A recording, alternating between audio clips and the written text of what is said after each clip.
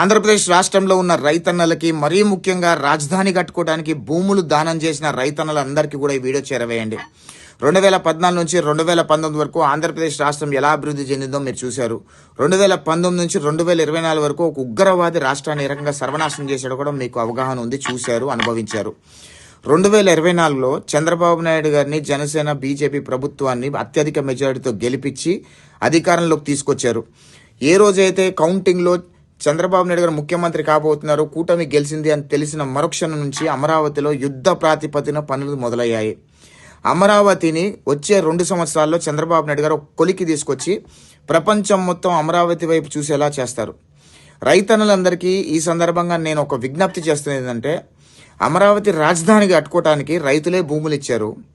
అదేవిధంగా రాజధాని అభివృద్ధి చేయడానికి, రాజధాని కొలికి రావడానికి కూడా రైతుల పాత్ర అనేది ఉండాలి. భూములు ఇవ్వటమే కాకుండా ప్రతి రైతన్న కూడా దయచేసి అమరావతి కన్స్ట్రక్షన్లో కానీ, అమరావతి అభివృద్ధిలో కానీ అమరావతిలో పాల్గొనండి, ఆ నిర్మాణంలో పాల్గొనండి. మీకు తోచిన పొలుకో లేకపోతే గడ్డపారో లేకపోతే ఇంకేమన్నా తీసుకొని పిచ్చి మొక్కలు తీపించడమో, సూపర్వైజ్ చేయటమో, ఏదో ఒక రకంగా రైతులందరూ కూడా అమరావతి నిర్మాణంలో పాల్గొండి. ప్రపంచవ్యాప్తంగా ఉన్న ప్రజలందరూ కూడా అమరావతి వైపు చూసి అమరావతి కట్టడానికి భూములు రైతులు ఇచ్చారు.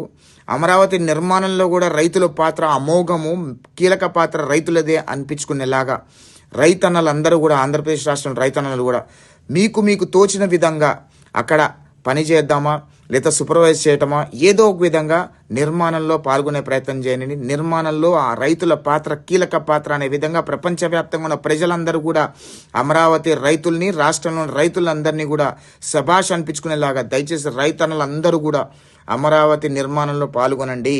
ఏదో ఒక విధంగా అమరావతి నిర్మాణంలో పాల్గొని అమరావతిని ప్రపంచవ్యాప్తంగా మనందరం చాటి చెప్పాల్సిన అవసరం మనందరి మీద ఉంది.